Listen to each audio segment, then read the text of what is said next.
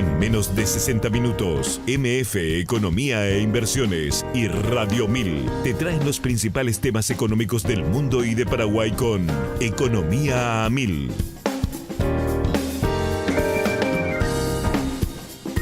Economía a 1000 es presentado por Invertí en vos y en tu futuro con Regional Casa de Bolsa.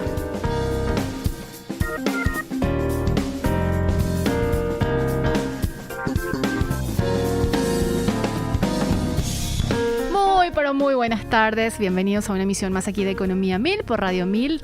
Pasaron 7 minutitos de las 13 de hoy, martes 6 de diciembre del año 2022. Un día un tanto con mucho calor. Vamos a ver si de repente en el desarrollo de esta semana es como que sube un poco la temperatura, pero bueno, nos regala Asunción un día muy, muy lindo. Hoy trabajamos, como siempre, Mirna, Priscila, Josema, Rodrigo, Cristian y Lorenzo, y por supuesto todo el equipo de Radio 1000 y mi fiel compañero de todos los días, Horacio Olaves, alias Acho. ¿Cómo estamos, Horacio? ¿Qué tal? Hola, Prince, ¿qué tal? Estoy muy bien, Prince, muy contento de estar de vuelta acá para poder acompañarte, para poder también acompañar a la audiencia siempre con los temas más importantes. Acá estoy viendo, yo preparo una noticia, estoy leyendo ahí en CNN que sale la misma noticia, así que mira. A ver, sintonía. Prince. Pero ayer me abandonaste. Dije, entonces casi fiel. El que avisa no traiciona, Prince. Eso es muy cierto, Me avisaste, incluso me avisaste una semana antes, pero entonces está bien. Quito lo dicho. Y también nos acompaña hoy Dominica Zavala, gerente general de la consultora de MF Economía e Inversiones. Hola, Dominica, ¿qué tal? ¿Tanto tiempo? Hola, Prince, ¿cómo estás? Espero que no me hayan extrañado tanto. Sí, la verdad que hacía falta. Porque nos acostumbraste como una semana casi todos los días. Lo que pasa es que yo vengo cuando ustedes me invitan. Entonces no, solamente sos cuando... parte del equipo. Entonces, creo que te vamos a hacerte acordar nomás que... Tengo que hacerme acordar, nomás poner mi calendario. Así es. Y bueno, y le doy la bienvenida también a nuestro invitado. Muchas gracias por estar. Él es Carlos Carvalho. Casi me equivoqué, Carlos Carvalho. Él es presidente de la financiera Bueno y también ex miembro del directorio del Banco Central del Paraguay y por supuesto que nos acompaña todos los meses aquí, a quien agradecemos su compañía. ¿Cómo estamos, Carlos? ¿Qué tal? Estoy medio trabada con la lengua hoy. Está medio trabalengua. Sí. ¿Cómo está, Princesa? Muy bien, feliz. Horacio, ¿qué tal? Y bueno, Domi, ¿cómo están? La verdad que es un placer nuevamente estar acá con ustedes.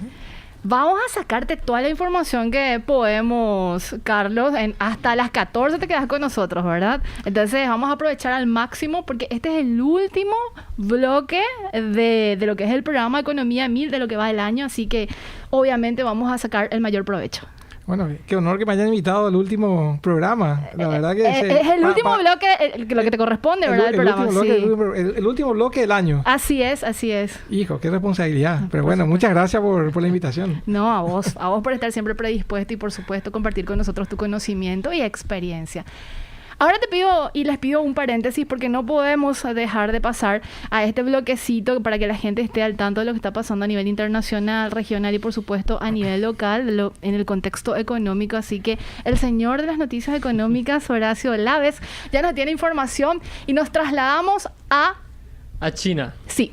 Nos trasladamos a China, Prince. Tenemos que, justamente todas las políticas de cero COVID, como la llaman allá, y como se está dando a conocer a nivel mundial, la política cero COVID que está implementando China, una política con mucho rigor.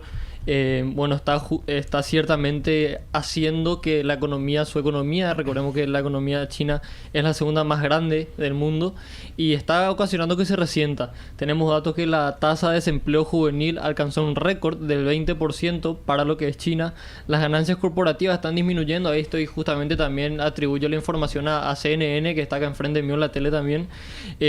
Las protestas están golpeando los mercados bursátiles, la confianza del consumidor está disminuyendo y el sector manufacturero vemos que nuevamente se contrae en noviembre. Estamos hablando de China, que tiene aproximadamente una tasa de crecimiento en las últimas décadas del 9% por año, está registrando, y las proyecciones internacionales para el año 2022 es de que no va a crecer más del 3%, si bien los datos que están tirando de proyecciones parte del gobierno chino son datos mucho más altos. Ya lo que puede ver también la comunidad internacional, exceptuando a China, es que realmente va a crecer muy por debajo de lo que es el promedio de ese 9%, vamos a ir a un aproximado de 3%, y bueno, veremos cómo eso hace un efecto derrame también consecuentemente en toda la economía mundial. Vemos que China, siendo la segunda economía más grande del mundo, evidentemente tiene ramificaciones en todo lo que es la economía. Tenemos la compañía Apple, que con una fábrica de 200.000 empleados que tiene en China, que ahora mismo está cerrada por justamente estas restricciones. Entonces vemos, de repente, voy al caso de Apple porque nos podemos relacionar muchas personas con eso, y bueno, es una manera que sí, por ejemplo, llega a nosotros aquello. Ahí también, o sea, cabe resaltar, hay que remontarse un poco en lo que es la estrategia de crecimiento de China, ¿no? Por lo menos por las últimas décadas, especialmente desde Deng Xiaoping, ha sido un alto crecimiento para básicamente promover el desarrollo y el poderío económico chino. Sin embargo, después de COVID, vemos nosotros un cambio de narrativa, que eso cabe resaltar que es importante, ¿no? Porque es hoy en día, para mantener control o una política de cero COVID, básicamente estamos dispuestos a resignar crecimiento. Y eso no es un tema menor, esto es una señal muy importante de política exterior del control fehaciente que está consolidando y centralizando Xi Jinping, ¿no? Empezó con las purgas en 2008-2019 con el Partido Comunista, fue centralizando poder, y hoy en día ese poder inclusive se centraliza en estar dispuesto a crecer menos para mantener el control, ¿no? Y entonces es algo realmente para reflexionar para el año que viene, para ver un poco qué significa esta nueva China, ¿no? Una China que crece menos, pero con un control mucho más fehaciente de su población, tal vez con una visión un poco más agresiva militarmente. Entonces estamos entrando en un escenario de fragmentación de política exterior que yo creo que puede causar muchas turbulencias, que ya lo está causando por los cuellos de botella que tenemos en las cadenas de valor.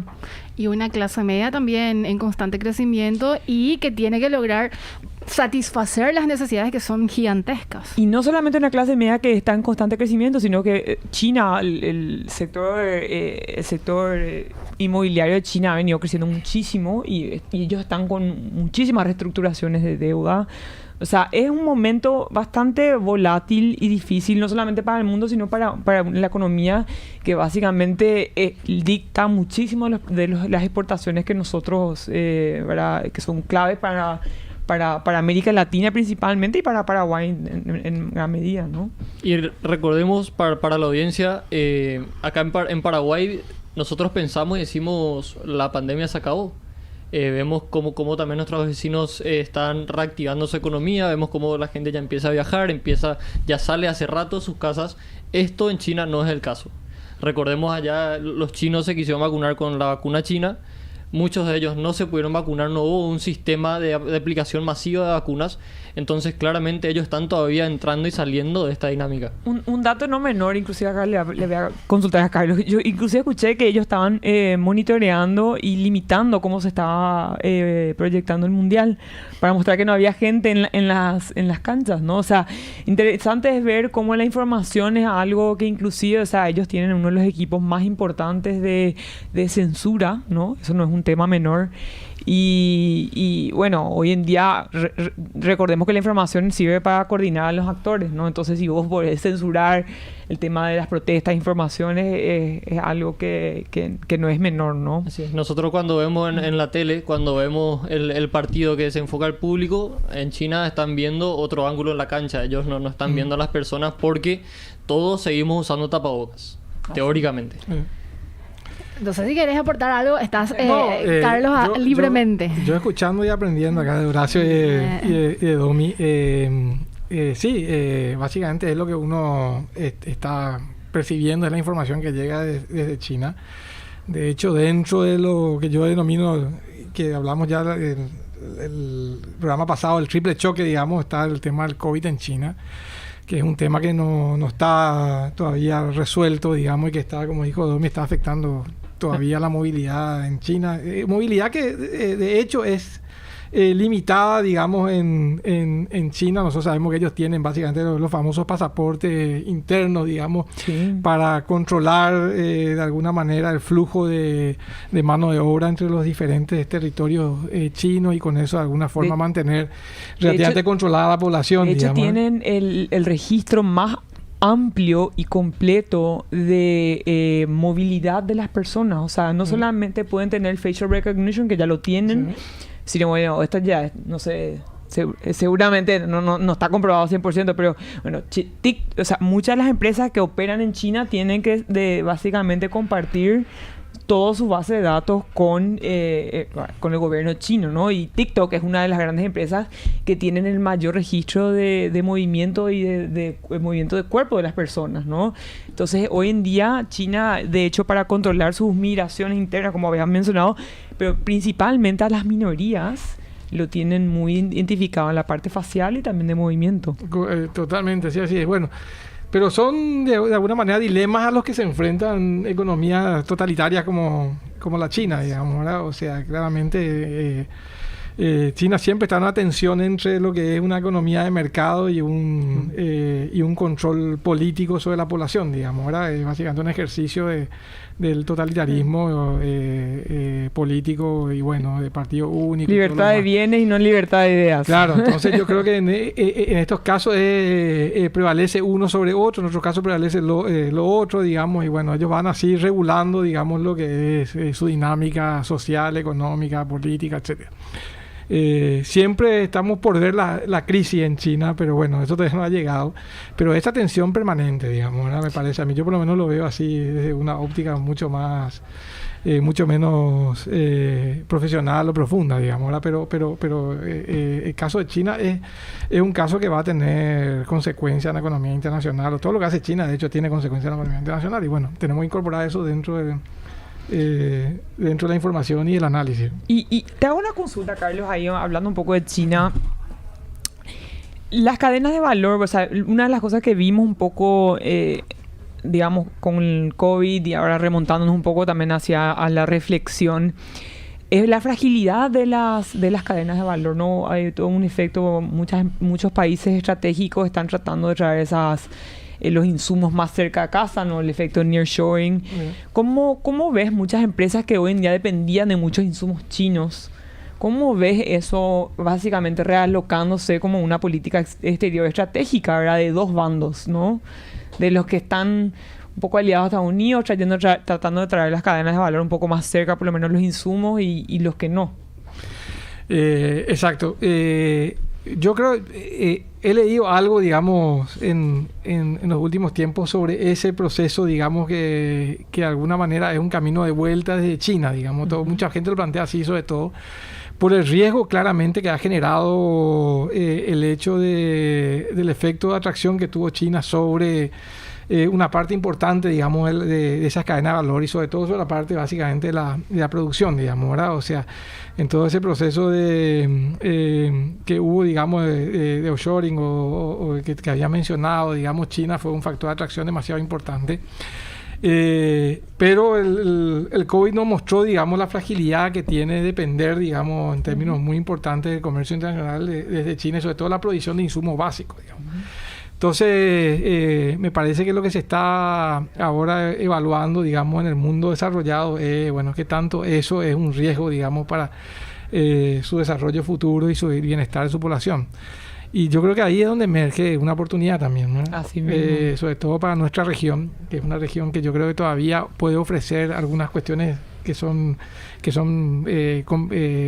relativamente competitivas con China, que tiene que básicamente el costo de la mano de obra, una regulación todavía acorde a lo que exigen, digamos, estos procesos de fragmentación de la producción y todo lo demás. Y bueno, yo creo que va a depender en todo caso, de cada país y la región, cómo se vuelve un escenario atractivo para atraer a algunas empresas que eventualmente puedan ir dejando el territorio más aún chino. Cuando es tan competitivo el proceso de atracción de inversiones, ¿no? O sea, yo me pongo a pensar en muchos de los que básicamente son aspiran esas inversiones. De alguna manera Centroamérica se volvió esencial, ¿no? Más aún, o México se volvió esencial. De hecho, en todo lo que son inversiones o flujos de inversiones nuevas, México desde la pandemia ha incrementado significativamente, más aún en el sector automotriz, telecomunicaciones, etcétera. Muchísimo, sí, donde ya era fuerte de alguna manera ya también, era fuerte. Y tenía cierta ventaja ahí, básicamente su relación con Estados Unidos y todo ese proceso de fuerte crecimiento de la empresa maquiladora y todo lo demás, ¿verdad? Pero yo creo que ahí es donde nosotros como país podemos empezar a ver algunas ventajas, ¿verdad? Yo creo que sobre todo el hecho de que nuevamente la orientación política está cambiando, digamos. Considerando la región. situación en el barrio. Claro, la situación en el barrio. Yo creo que ahí podemos ser una puerta de entrada interesante para este tipo de producción. El tema es cómo nosotros ofrecemos economía a escala, digamos, ¿verdad? O sea, cómo logramos que de alguna manera esa parte de la cadena de valor que podemos capturar de alguna forma no tenga procesos de quiebre, de interrupción, digamos, justamente en el flujo de comercio, ¿verdad? Y ahí es donde el Mercosur no nos ayuda demasiado, digamos, y los vecinos tampoco, y bueno, todo ese tipo de cuestiones son cuestiones que hay que ir resolviendo en el tiempo. Hacemos acá como un paréntesis. Esto va a estar va a formar parte del análisis de lo que vamos a tocar hoy, Carlos, por supuesto, pero seguimos con la noticia y nos trasladamos a Paraguay, Horacio. Sí, me dijiste, vamos a Paraguay directo, me dijiste. Es demasiado interesante la noticia. Está bien. Que recorrimos, mira que Carlos nos llevó de China a América. Sudamérica, Sí. Estados Sí, Unidos y bajamos a Paraguay. Me gusta cómo se integra acá el programa. Creo que va a ser próximamente co-conductor, Carlos. Sí. Sí, No. Natural le sale. Sí. Bueno, Bueno. es broma. Bueno, en un comunicado, el titular de la Unión Industrial Paraguaya, la UIP, Enrique Duarte, dio a conocer que según sus estimaciones, entre el 24 y 28% del Producto Interno Bruto del país, la producción es el valor agregado que el país termina generando. Dice que se puede disminuir justamente por el efecto del contrabando, Prince. Tenemos números más, números menos, un 25% de nuestro Producto Interno Bruto que alcanza a ser unos 40.000 millones de dólares. Eso quiere decir que unos 10.000 millones de dólares se están viendo afectados justamente por la presencia del contrabando en lo que es nuestra economía. Tenemos un contrabando que hoy día está afectando más a la producción frutícola y a la producción industrial, y esto evidentemente hace que los precios que nosotros consideramos como en el mercado legítimos o legales son forzados a bajar, porque lo que te está entrando de contrabando, lo que te está entrando por la frontera es mucho más barato y no hay manera para los productores de competir. Hoy día tenemos un productor de tomate que está teniendo que bajar el kilo de tomate a 3.000 guaraníes y su costo de producción no se cubre con esos 3.000 guaraníes. Entonces también justamente está desincentivando a lo que es la producción, desincentivando a lo que es el sector comercial también, porque termina no generando una ganancia. Bueno, esto justamente hace que nos preguntemos, ¿realmente estamos viviendo en un libre mercado? Ya es demasiado libre nuestro mercado. El diferencial cambiario sigue siendo un componente más que importante en esto, Carlos, y por más políticas públicas que se traten de diseñar, hay cuestiones que duramente se pueden implementar en una frontera tan permeable, y esto que decía ahora, el tema de lo que es la competitividad. O sea, la gente termina buscando la ventaja o ventajas, y eso lo tienen a metros o a kilómetros al trasladarse a países vecinos. Totalmente de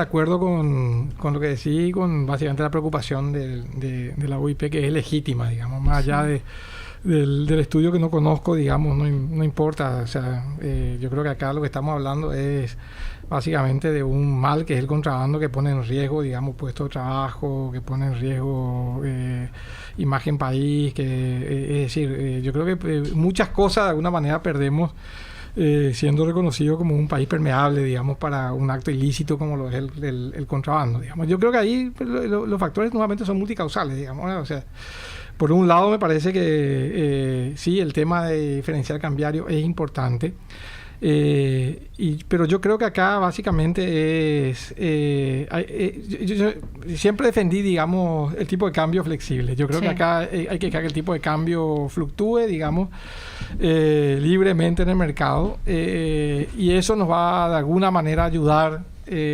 porque ante shocks o distorsiones de las economías vecinas, nuestro tipo de cambio de alguna manera va a acomodar esos shocks para que no impacte tanto, digamos, en el sector real de la economía y no sea un incentivo para el contrabando, digamos. ¿Por qué? Porque las evaluaciones, como el caso de Argentina y todo lo demás, o sea, no son eternas, eso en algún momento se traslada a precio y por lo tanto lo que importa acá es el tipo de cambio real, digamos, en el mediano plazo. En el corto plazo sí vamos a sufrir probablemente ciertos gaps, digamos, de precio por motivo básicamente de evaluaciones exageradas o depreciaciones exageradas en Argentina.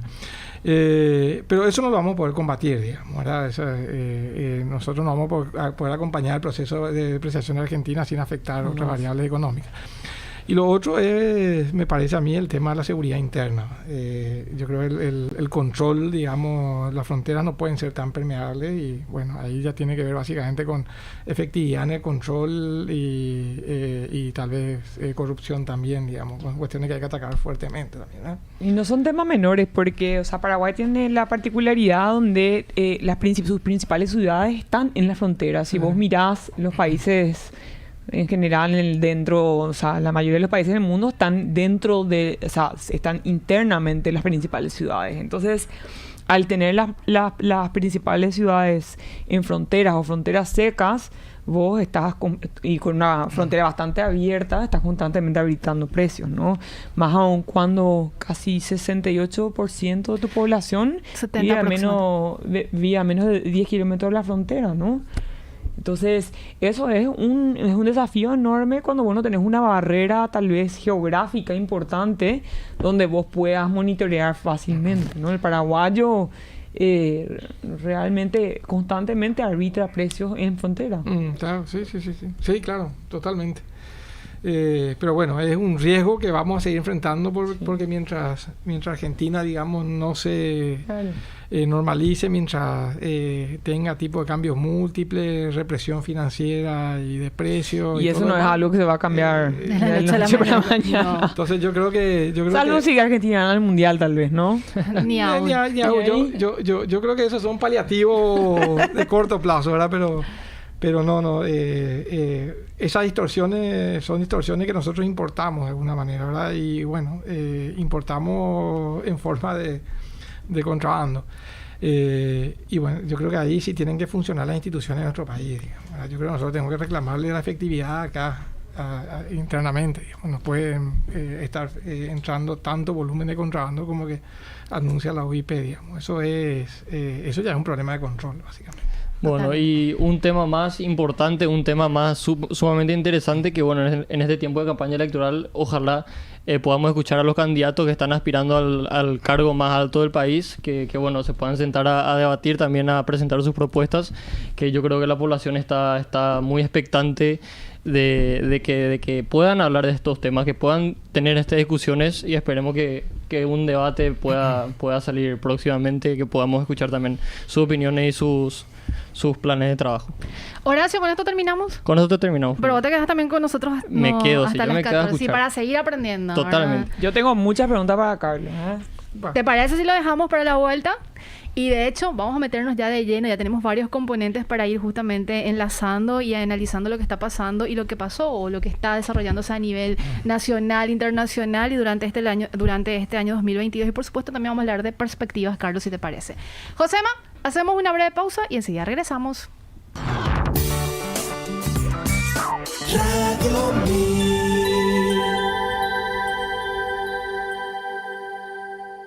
¿No sabes cómo maximizar tus ahorros? Desde Regional Casa de Bolsa te damos la oportunidad de invertir de forma diversificada desde 10 millones de guaraníes en nuestros fondos mutuos, con un rendimiento anual objetivo del 5%, sin perder acceso inmediato a tu capital y generando ganancias diarias. No existe plazos ni penalidades y podés retirar tu dinero en tan solo 24 horas. No te preocupes más y convertite en un inversionista dentro del mercado bursátil. Escribinos en contacto @regionalcasadebolsa.com.py. Invertí en vos y en tu futuro con Regional Casa de Bolsa. Buenas Buenas tardes y muchas gracias por acompañarnos un día más en C9N. 5 años siendo el primer canal de noticias por aire en Paraguay y Latinoamérica. Trabajamos en vivo. Vamos rápidamente hasta el este del país. Vayamos a la información en vivo. Ya en vivo, de exteriores. 5 años llegando primero a donde nadie llega. 5 años relatando noticias de una forma diferente, con opinión propia e independiente. Porque desde hace 5 años somos los primeros. C9N, el canal número 1 de noticias en Paraguay. 1, 2, 3. El chorizo misionero a mí me encanta. La butifarra deslumbra con su sabor. El toscano y parrillero una locura. Y el choriqueso y choricheddar un cañón. Y es que los mejores chorizos y el más rico matambrito lo tiene Alimentos Guaraní. Hay las morcillas y los fiambres, los jamones y los panchos, sin duda son Alimentos Guaraní. El idioma del sabor. Estamos escuchando Economía a Mil.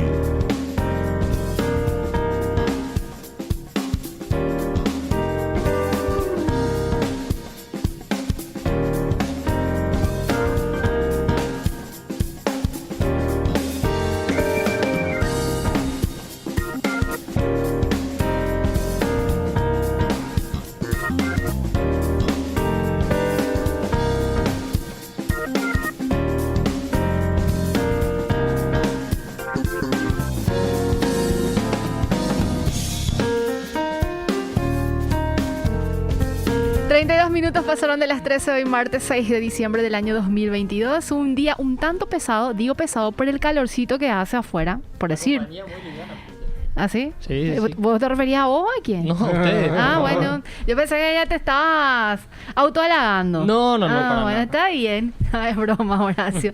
Y les digo a la gente que hoy estamos trabajando Horacio Laves, alias Hacho, no digo el segundo apodo porque les pasó, se me enojó. Está también Dominica Zavala y por supuesto nos acompaña Carlos Carballo. Él es presidente de la financiera Bueno, economista, ex miembro del directorio del Banco Central del Paraguay, y no sigo porque tu currículum es amplio, Carlos. Si no vamos a terminar nunca.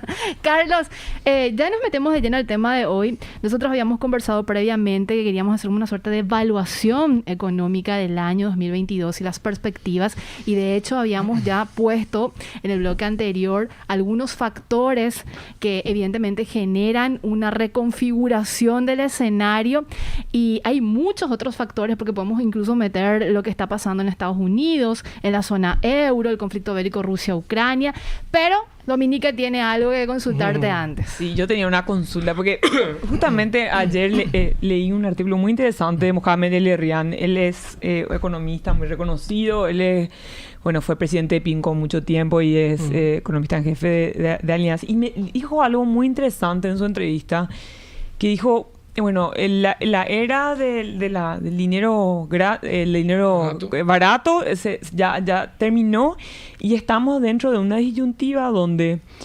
básicamente nos mudamos hacia un mundo donde tenemos una inflación un poco más alta y estamos un poco cómodos con esa volatilidad, tener una inflación tal vez del 4 a 5%, esto me refiero al mundo desarrollado, o básicamente hacemos el sacrificio de llegar a esa inflación del 2% con todos los costos que significa eso. Dice que tiene que haber un acuerdo dentro de la sociedad y obviamente principalmente los bancos centrales, y por eso te pregunto a vos, de hacia dónde vamos a ir básicamente. ¿Vamos a vivir en este mundo donde estamos empujando una economía y lastimándola a llegar al 2%?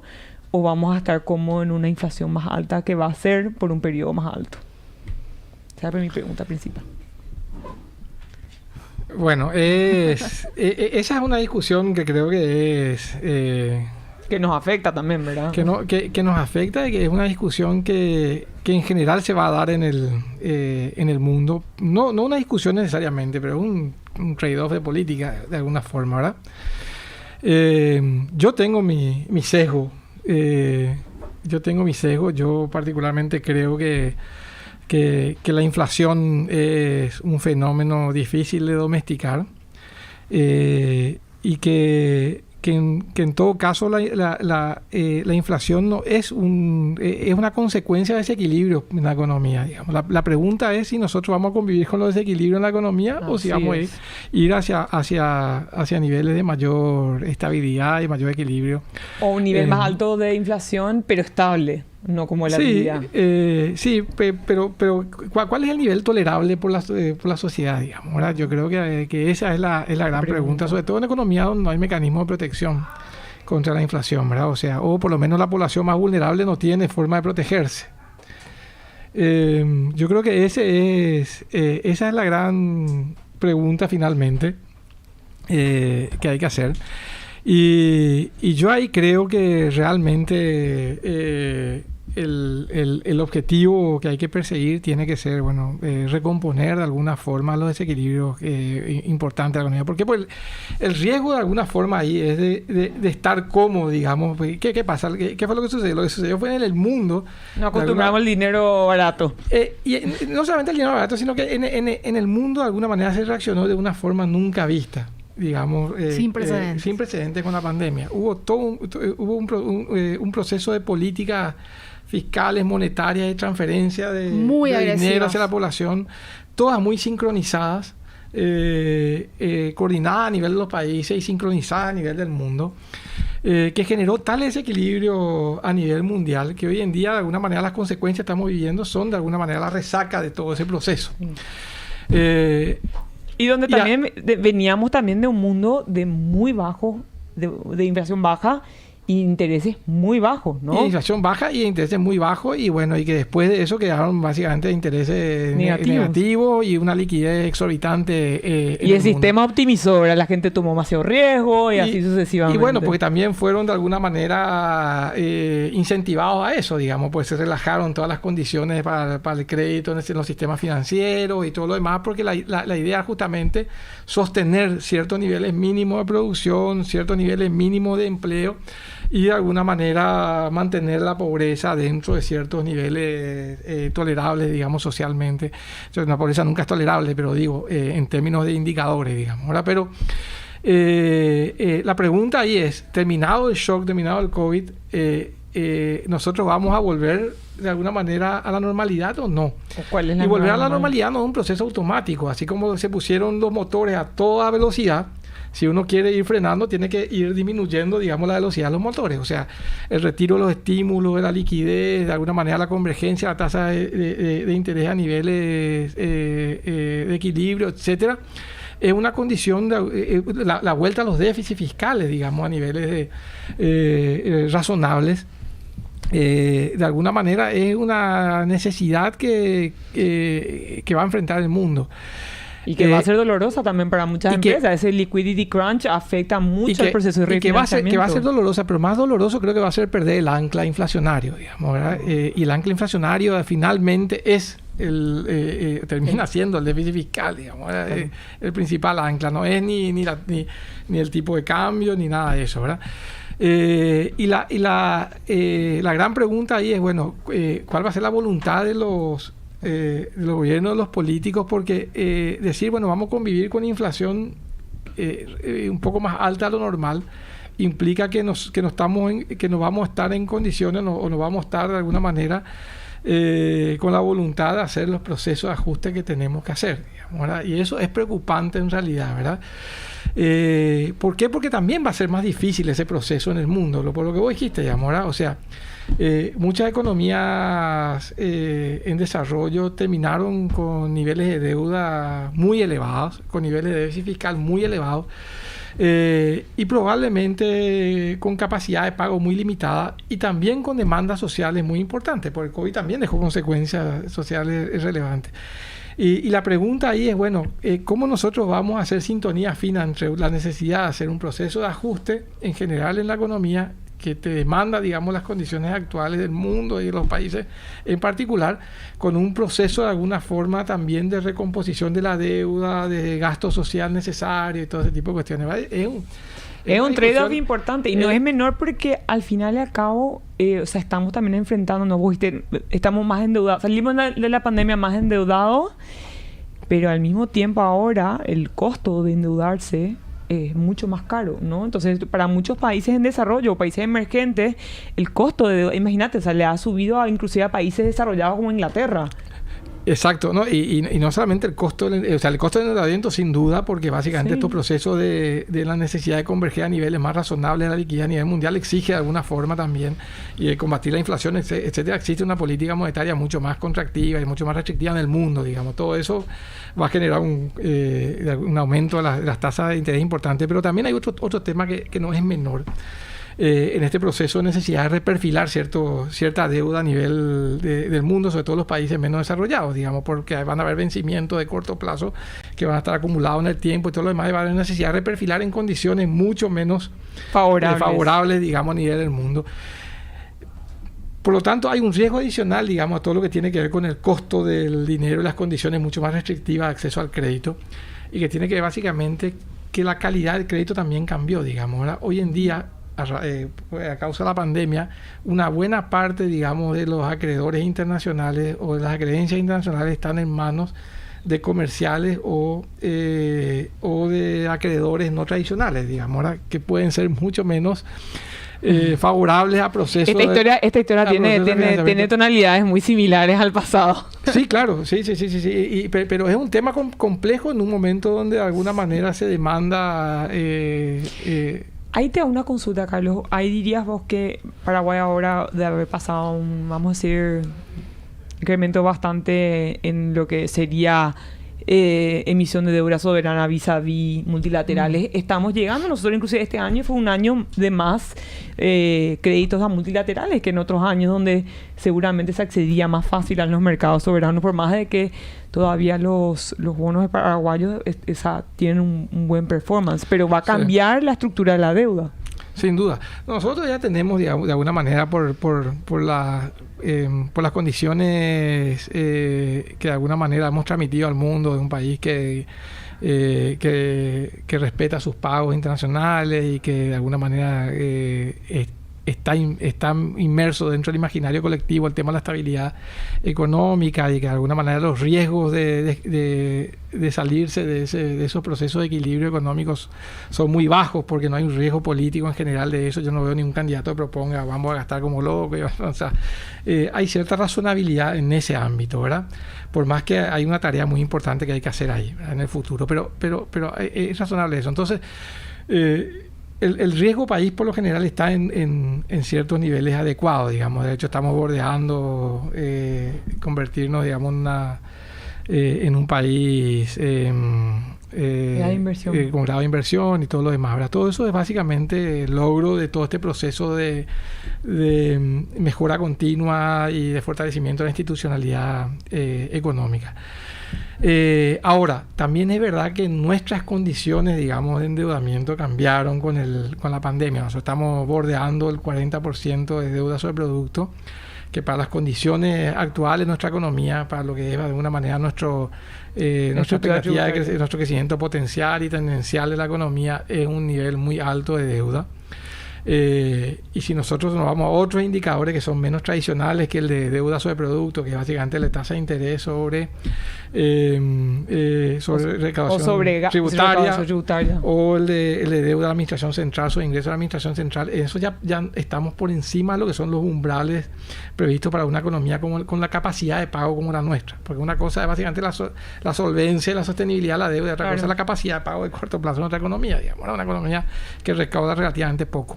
Y que va a tener vencimientos importantes en el corto plazo. Entonces, en ese contexto, de alguna manera, donde hay que bajar esas relaciones de deuda sobre todos estos indicadores que estamos hablando, claro, el tema es básicamente que tenés dos caminos, o sea, ajustes. Uno es converger lo más rápidamente posible a la responsabilidad a la ley de responsabilidad fiscal. La otra es ser más eficiente recaudando tributos y todo lo demás, y el otro es con crecimiento económico, ¿verdad? Y entonces todo eso de alguna forma demanda que nosotros hagamos tareas desde el punto de vista macro, ¿verdad? Eso para mí es es ineludible, y yo creo que no es saludable esa discusión más o menos inflación. Bueno, acá lo que hay que hacer es, nosotros no excedimos como una familia, gastamos de más y por lo tanto para equilibrar nuestro presupuesto y para poder seguir sobreviviendo tenemos que gastar menos. Y comer fideo. Y tenemos que crecer distinto también, ¿no? Porque nosotros somos muy clima dependientes y al tener una economía que es tan clima dependiente, necesitamos también cambiar la estructura y diversificar. Eso no es un proceso que se hace de la noche para el día, ¿verdad?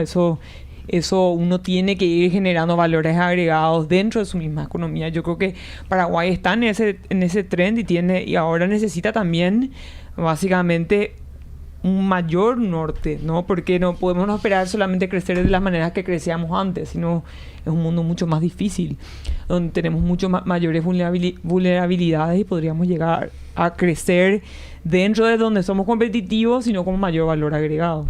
Sin duda, ese es un gran desafío, ¿verdad? Que va a depender también de alguna manera de las condiciones y los incentivos que generemos a nivel de la economía, digamos, ¿verdad? Por eso hay tareas que hay que hacer desde el punto de vista macro y hay tareas que hay que hacer desde el punto de vista micro, ¿verdad? Yo creo que nosotros estamos acostumbrados pues ahora va a haber un cambio de gobierno de nuevo, estamos acostumbrados que en los diferentes cambios de gobierno anteriores lo que le demandábamos a los nuevos gobernantes es, bueno, ustedes lo que tienen que hacer ahora es mantener la estabilidad macro y enfocarse en las reformas estructurales, las reformas micro, darle mayor competitividad a la economía, mayor productividad, generar empleo, qué sé yo. Todo eso son los grandes desafíos. Ahora yo creo que lo que le tengo que decir a este gobierno es, ojo, que tenés que arreglar la macro que se desarregló. No porque el gobierno haya sido responsable, sino que porque las necesidades así lo demandaban, y también tenés que hacer el resto de las reformas para aumentar la productividad de la economía y por lo tanto tu crecimiento potencial. O sea, pues vos no puedes pretender hacer todo este proceso que vos estás diciendo de Domi y generar empleo, además reducir la pobreza, etcétera, con un crecimiento tendencial de la economía de 3%. ¿No? El papel del Banco Central del Paraguay en este contexto, Carlos. Sabemos que su principal herramienta es la política monetaria, pero ¿tendría otro tipo de instrumento para tratar de ir fortaleciendo estos componentes que estás exponiendo?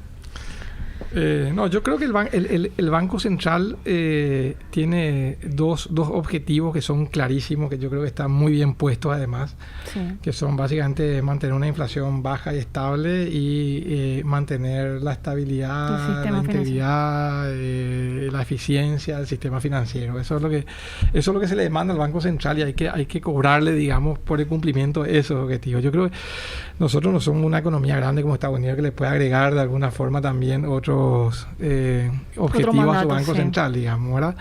Yo creo que la economía pequeña que quisieron hacer eso les fue bastante mal, digamos, ¿verdad? O sea, las que de alguna manera quisieron incorporarle criterios sociales, políticos, de crecimiento, etcétera, porque bueno, es como tener varios platillos chinos, digamos, dando vueltas al final y bueno, se te cae todo el resto, digamos, ¿verdad? Entonces, yo creo que el objetivo, que el diseño institucional del Banco Central está muy bien.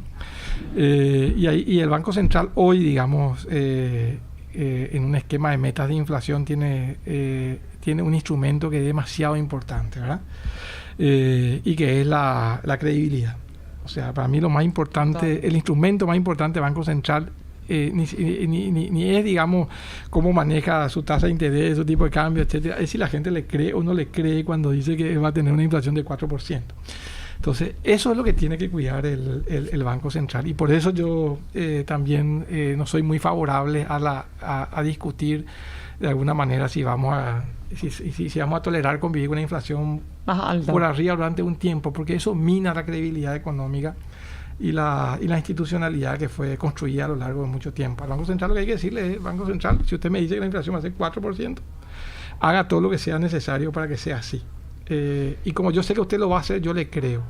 Y entonces actúo en consecuencia y tomo mis decisiones económicas en el mediano o largo plazo conforme con lo que usted me dice que va a hacer, digamos, esta variable. Entonces yo creo que eso es lo más importante, digamos, de preservar en ese tiempo, ¿verdad? Lo que pasa es que siempre ese periodo de ajuste es un periodo doloroso porque estamos en un contexto de incremento de tasas de interés, también de una contracción. Esperemos que el año que viene sea un buen año, pero al mismo tiempo también un incremento, o sea, mediante Estados Unidos va incrementando su tasa de interés y tiene una política de halcón, eso afecta a los países, sufren los países en desarrollo hoy y también desestabilizan, ¿no? Sí. Hoy en día, sin embargo, yo creo que los países, por lo menos América Latina, o sea, en 2013, cuando también tuvieron un proceso de lo que le llaman el tapering, fue dolorosa para muchísimos países en desarrollo. Hoy en día creo que los países tienen mejores niveles de liquidez, de reserva y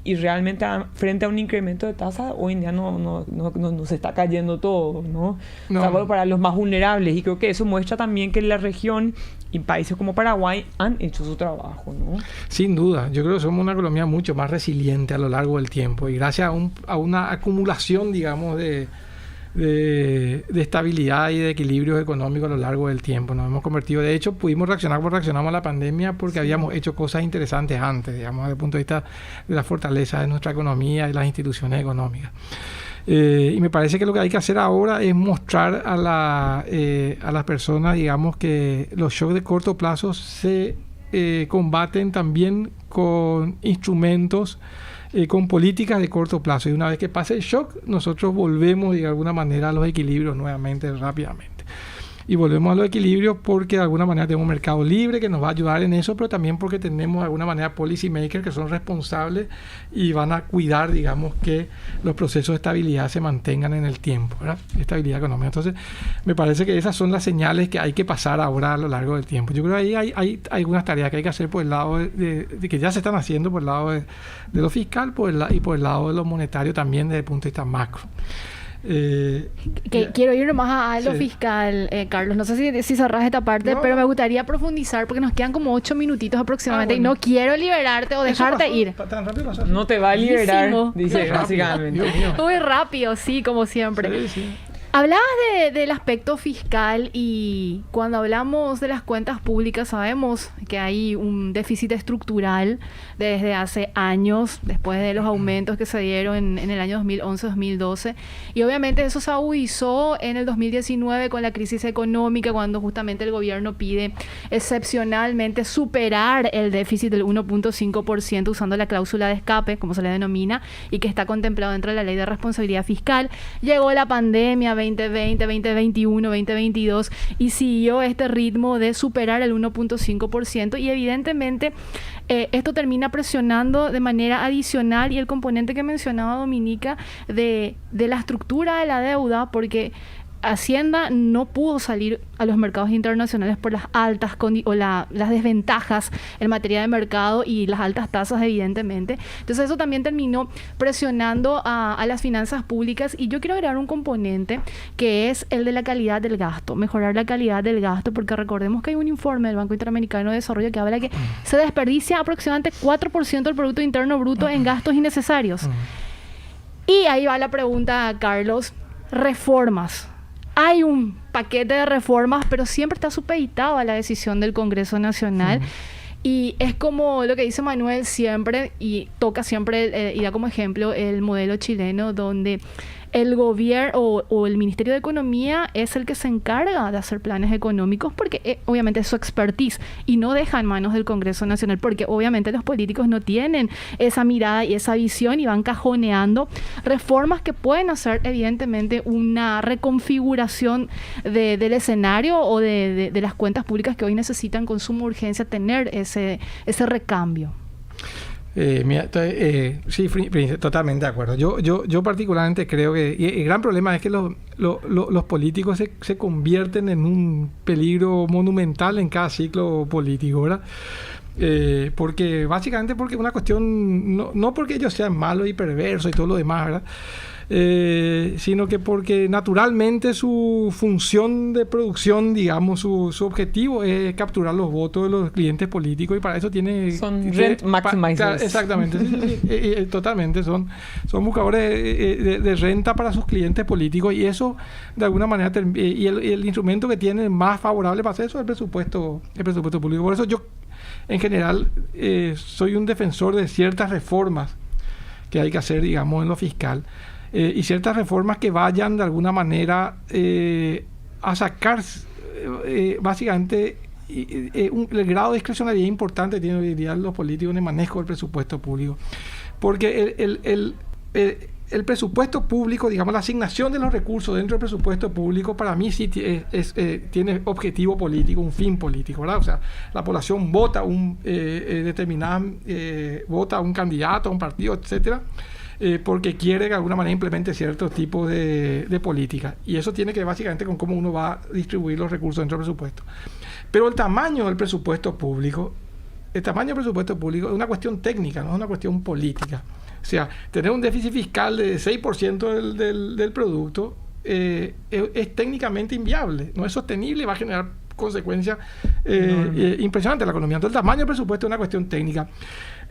Por lo tanto, yo creo que hay que blindar ese tamaño del presupuesto. Y yo no le creo mucho a las leyes. O sea, soy un defensor profundo de la ley de responsabilidad fiscal, pero una regulación con un gobierno no favorable y con mayoría parlamentaria se puede desregular. O sea, vos puedes cambiar la ley simplemente. Más aún en un país donde no tiene prelación de leyes. Exacto. Yo lo que creo son reformas que de alguna manera saquen grado de discrecionalidad así en forma permanente y que sea apropiada por la población. Yo particularmente creo que lo que hay que ir es hacia un presupuesto quinquenal. O sea, básicamente es un elemento que yo creo que el gobierno que es electo por la población debe de alguna manera darle cierto perfil al presupuesto. También tenemos que ir de alguna manera a algún tipo de restricción que impida a los políticos tocar los ingresos. Es una cuestión absolutamente técnica, no tiene nada que ver con una cuestión política. En el Congreso no saben de cómo hacer proyecciones de gasto. Entonces no deberían poder tocar eso. Y que todavía el nivel de granularidad que tienen la discrecionalidad para hacerlo, ¿no? Totalmente. Y por el lado de gasto, que de alguna manera no puedan aumentar los gastos, como el caso chileno, sí puedan disminuirlo eventualmente si hay acuerdo político, puedan distribuir dentro de ese presupuesto los recursos de acuerdo a lo que eventualmente la población votó.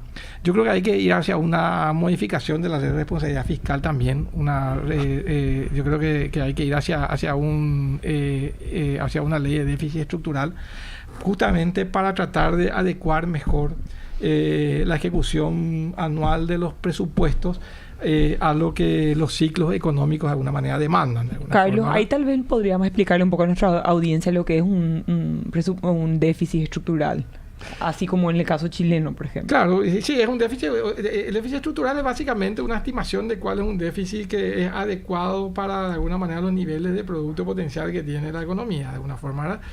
Y que uno de alguna forma tenga la necesidad de estar en el mediano plazo marcado dentro de ese déficit estructural, que no pueda salirte de ahí.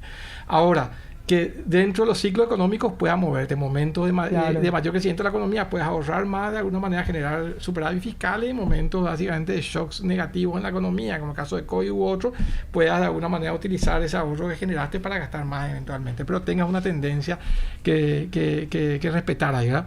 Y después yo creo que otro elemento importante es de alguna manera fortalecer, pero de forma muy fuerte, digamos, el Consejo Asesor Fiscal. Yo creo que el Consejo Asesor Fiscal tiene que estar conformado por personas notables en el país que de alguna manera propongan permanentemente cuestiones de presupuesto, reforma presupuestaria, etcétera. Y después otro elemento que tiene que ser importante es generar me parece a mí por lo menos un área o alguna instancia, digamos, de gestión de deuda pública que también tenga ciertos niveles de independencia de alguna forma, que tenga cierto margen de alguna manera para moverse rápido y capturar las ventajas temporales que pueden ofrecer los mercados de capitales a niveles internacionales para reperfilar la deuda de una forma más adecuada a lo largo del tiempo, ¿verdad?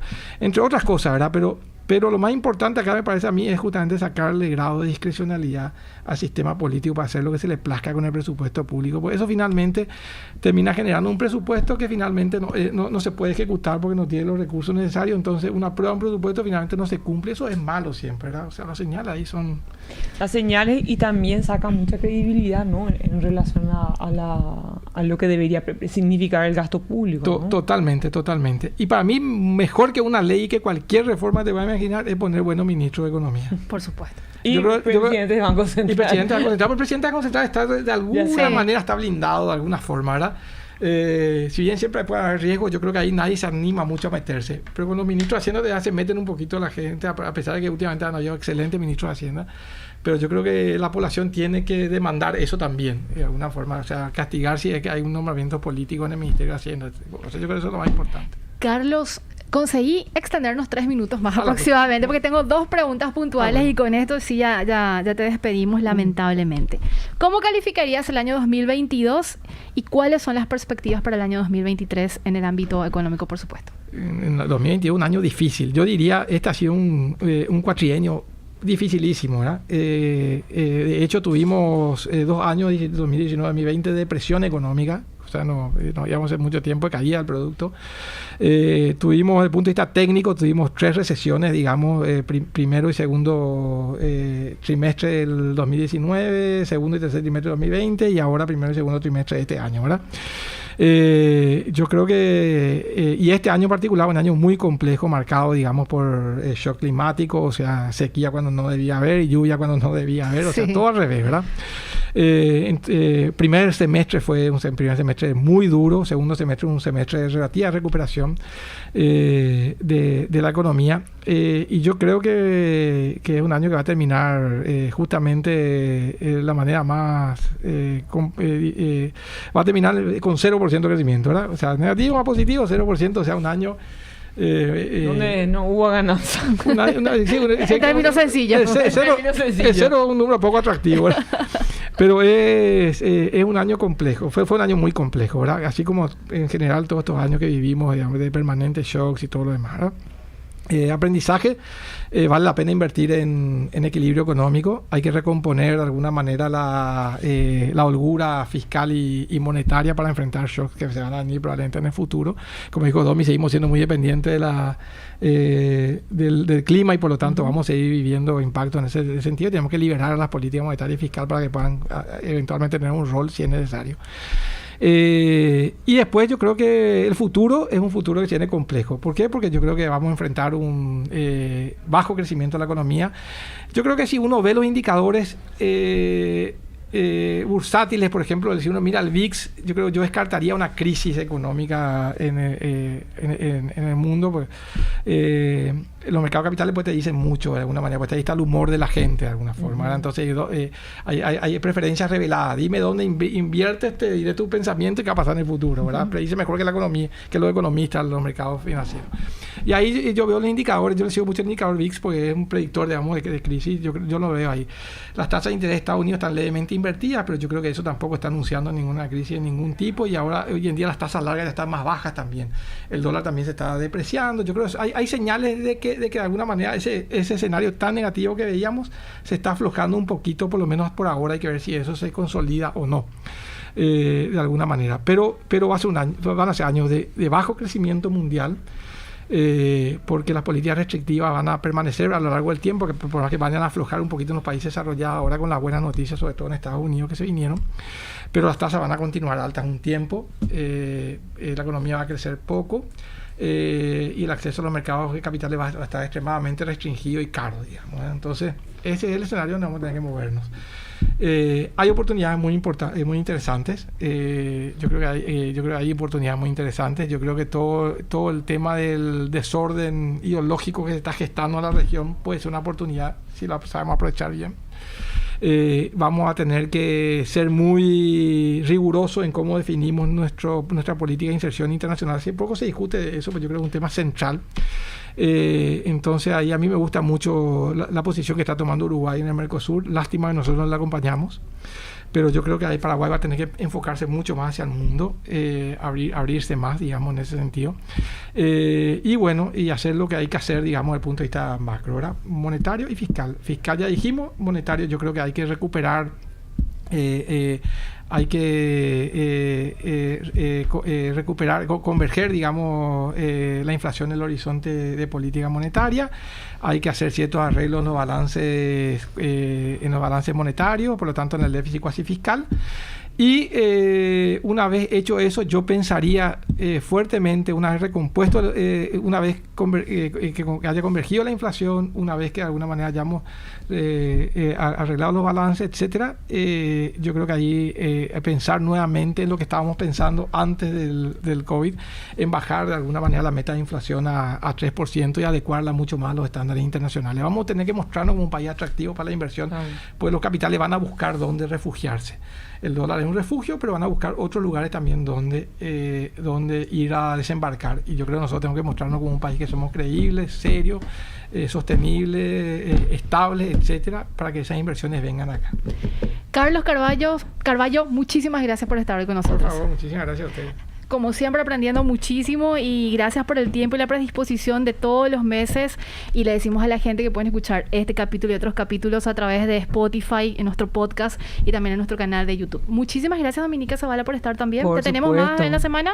Cuando me invites. Ah, bueno, está bien. Horacio Laves, nos reencontramos mañana a las 13. Nos vemos mañana, Príncipe. Que tengas un auspicioso 2023, Carlos, y seguramente vamos a estar en contacto. Bueno, feliz Navidad y feliz Año Nuevo, si no nos vemos hasta fin de año. Muchas felicidades por el programa, fue estupendo, y bueno, el año que viene nos vamos a encontrar seguramente acá de vuelta, ¿verdad? Oyente fiel durante estos 8 meses, 9 meses. Absolutamente. Vos sos el que siempre pones la radio para ir a almorzar. Siempre.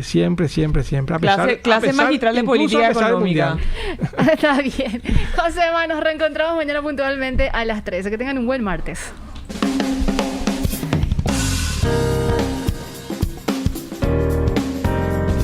No te pierdas el próximo capítulo.